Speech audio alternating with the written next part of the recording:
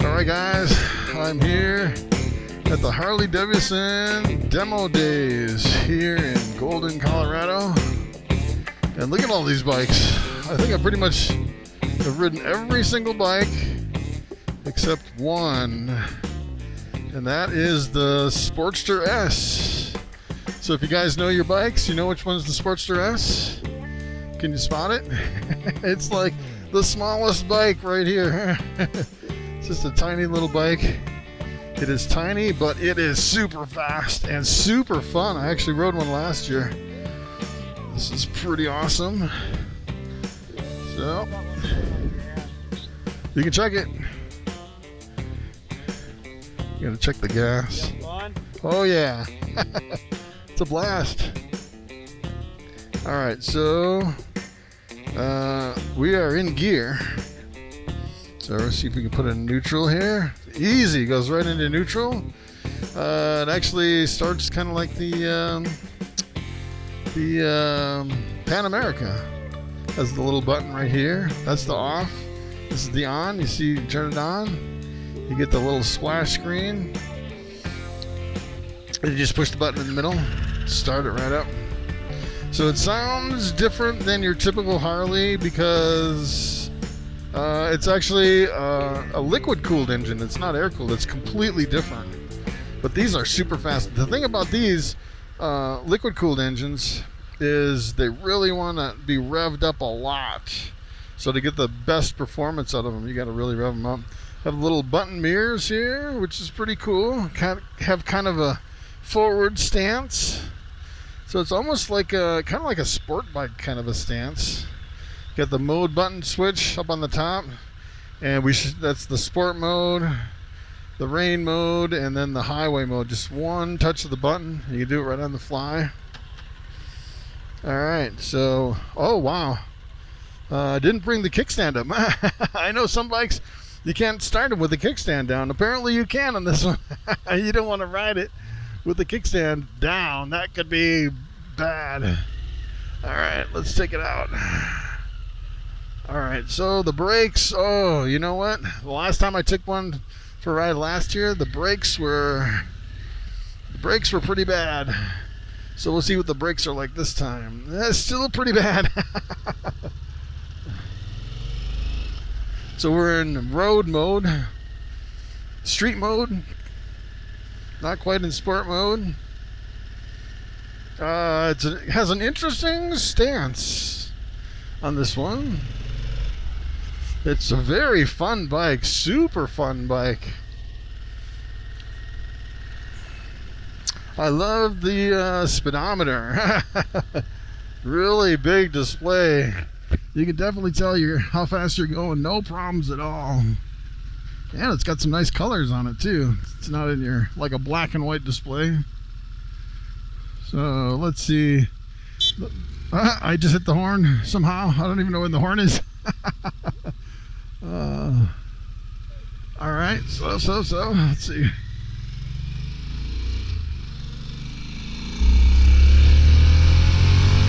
Wow. Once you hit, like, I don't know how many RPM it is, but I think usually on these water-cooled engines, I think it's like 6,000 RPM to where it really starts pulling at about 6,000. Yeah, right there, all the way to like 9,000, which is pretty crazy. Oh, it's so nice. So nice to not have a windscreen. Oh, I was on that Road Glide Limited. Oh, I was like, there was like no wind at all, and I was sweating. Whew. I'm finally able to get some air and cool down a little bit. So, yeah, this does really well. This is one of the funnest bikes. One of the big things is I wanted to check on this is to see if the brakes were better this year than last year. It seemed like for some reason last year the brakes were so bad that it almost seemed like there was something wrong with the brakes. Like I just couldn't stop. I had to use both the front and the back to stop. So once we come up here to the stoplight, I really want to get on the brakes and see if we can stop really fast. See if they fix that problem. I was thinking there was just something wrong with that one certain demo bike last year that I rode. So, as far as the road vibration, there's not that much road vibration at all. I was actually surprised on the Sportster S how smooth it is on the road. Just super smooth. It's pretty nice.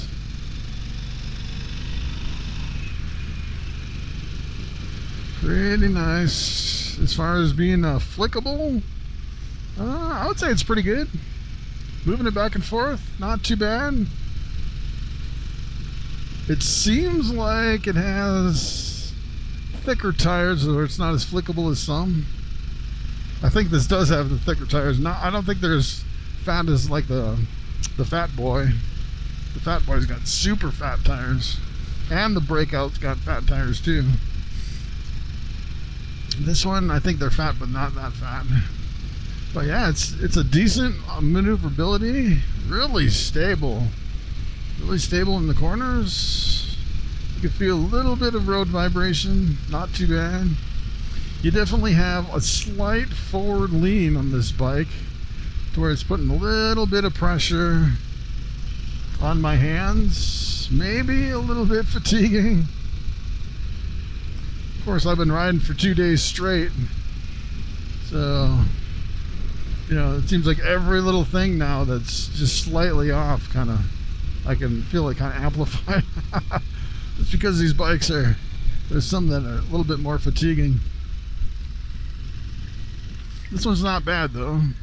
I think if you got, you know, some high speed on the road, that forward lean kind of pushes the air back. Yeah, look at that. Oh, the back brakes are absolutely terrible. Still, it is just the nature of the beast on this bike. It's like I just almost can't even stop. I mean, cranking them down, it's crazy. All right. Wow. And that's in road mode. I mean, if you get up in road mode and you get past you know, 6,000 RPM, you really don't need any more power than that. I think if I went into sport mode, I'd be lifting up the front end, which I don't really want to do this test drive. The other thing with sport mode, I did notice on some of these engines though, you go into sport mode and sometimes you have a lot more engine braking. So maybe when I go up here and turn around, I'll actually put it in sport mode just to see if there's a difference in the engine braking. Yeah, but going 60 miles an hour, no problem. No problem on this bike. This is a fun little bike. But it's weird because you don't have much power at the low RPM, and then once you hit it, wow, going almost 70. Pretty smooth at 70. I think you could do some highway riding. First you get kind of beat up by the wind a little bit, and of course with that forward lean you're kind of leaning into the wind, so it's not too bad.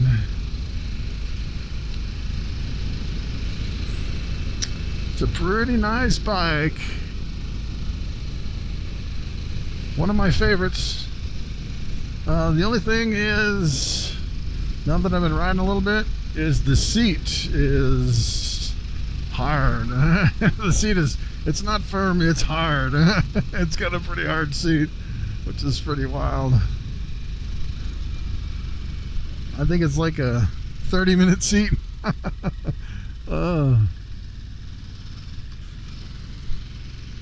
Literally a 30-minute seat.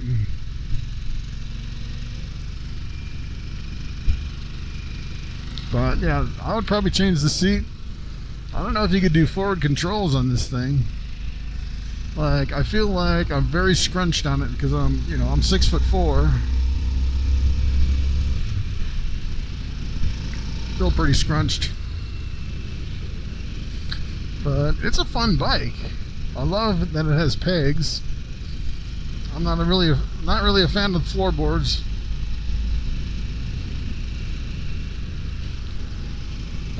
there's a lot of buttons all over the place on this thing. You have to sit down with a manual to figure out what all the buttons are. You know, some bikes are just so simplistic as like 4 buttons. This one's, there's a lot of them, which is kind of surprising. So I know there's the mode. Let me switch the mode. Now we're into sport mode. So, and then the blinkers, I'm pretty sure the blinkers are like Honda blinkers, just one blinker control on the left that controls the left and the right blinkers, versus normally your Harley blinkers, you'll have blinkers on the left and the right. So this one, I don't have to worry about the handlebars hitting me in the knees or the legs like I do with some of them. Turn it around is easy, very easy. It's not top heavy at all, like you'd see on the baggers.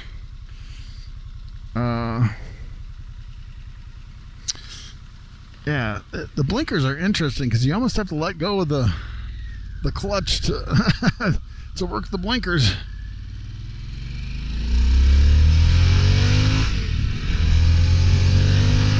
I mean, to get the full power, you really need to wind this thing out. And we're in sport mode, so yeah.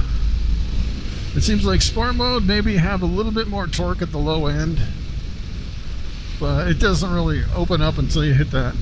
It's almost like a regular sport bike that you really need to wind it, like super wind it out to make the bike come alive. But yeah, we're going like 55 now. It's pretty smooth. It seems very stable too. Smooth and stable. Yeah, this is probably, I'd say it's a little bit, maybe a little bit better than the Nightster as far as stability on the road. This and the Nightster are really close. They have the same kind of engine. Seems like this one is faster than the Nightster. Hands down, this one's faster. The Nightster seems a little bit more comfortable for a big guy like me, but this one's not bad actually. It seems like I can kind of take some of the pressure off of my hands, so I don't have such a forward-leaning stance that really makes my hands numb.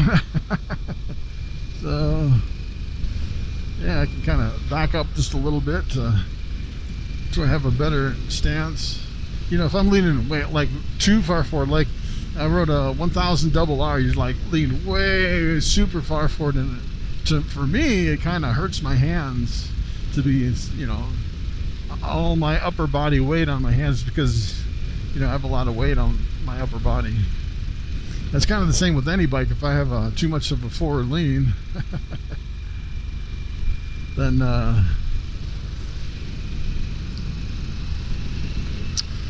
I have a problem with my hands kind of falling asleep or kind of hurting me a little bit. This one's not bad.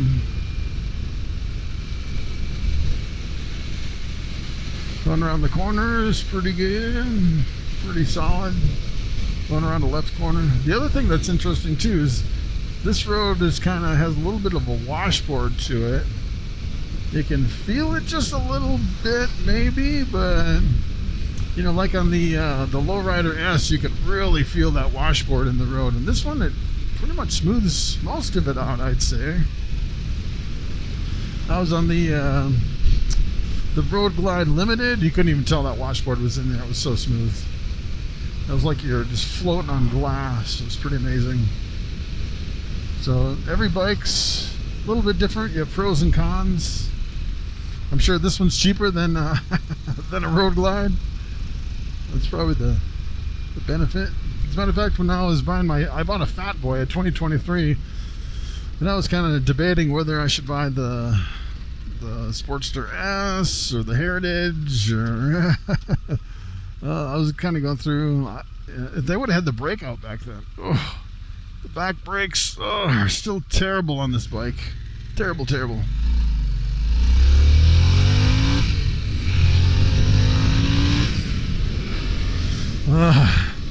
That speed just takes your breath away. Ooh, it's unbelievable how fast this thing can go in sport mode. I was talking to the guy before I started. He said he kinked his neck because it threw his neck back so fast on sport mode on this bike, which is pretty funny.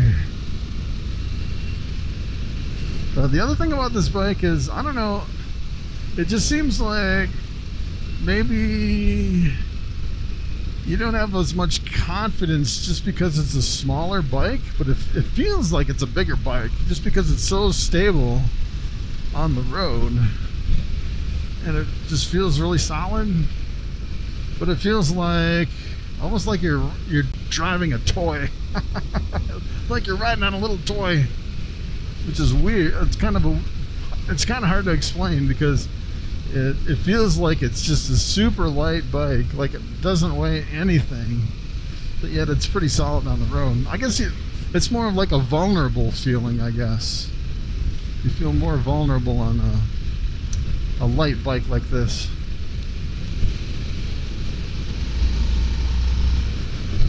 But boy, that speed is addictive. I'm going 60 now, and it's super smooth. Whew. I do feel a little crunch because my feet are so far up. They're like really far up. But I don't feel like the bike is too small for me, even though I'm 6'4". It's, you know, I'm pretty spread out on the bike. It's just that my feet are up high. It's a different stance than I've ever seen on any other motorcycle. So as far as the engine brake, almost no engine brake, hardly any engine brake in sport mode. Like when I took the live wire out, the electric motorcycle by Harley Davidson, the engine brake was like almost like full on, you know, pedal brake. It was unbelievable how much of an engine brake on the live wire in sport mode. It kind of blew me away to the point where you almost didn't even need to touch the brake on the live wire because it was all engine braking. And the engine braking on the live wire actually charges the battery, which I thought was interesting too. So one thing I do notice on this that I just noticed it just now that I didn't really notice before is the grips are really super thin. There's really thin grips, which is almost fatiguing on my hands. So I wish the grips were a little bit thicker. I'd say these are a lot thinner than your standard grips. And what I like to do is I like to have really fat grips. Actually, on my Dyna I have like fat leather grips, and on my Fat Boy I actually bought let's see here, I bought some leather wraps for my grips, which makes them really super thick.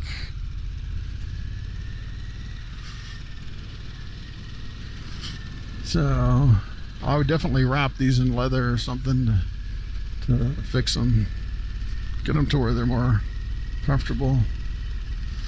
Although I have heard some people say that thick grips are fatiguing, which I thought was interesting.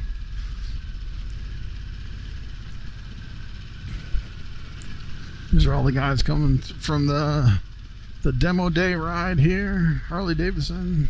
This is the second day. They have another day, another third day tomorrow. I'm not sure if I actually hit all the bikes. This might be my last bike. I'm not sure if I'm gonna have to come back tomorrow or not.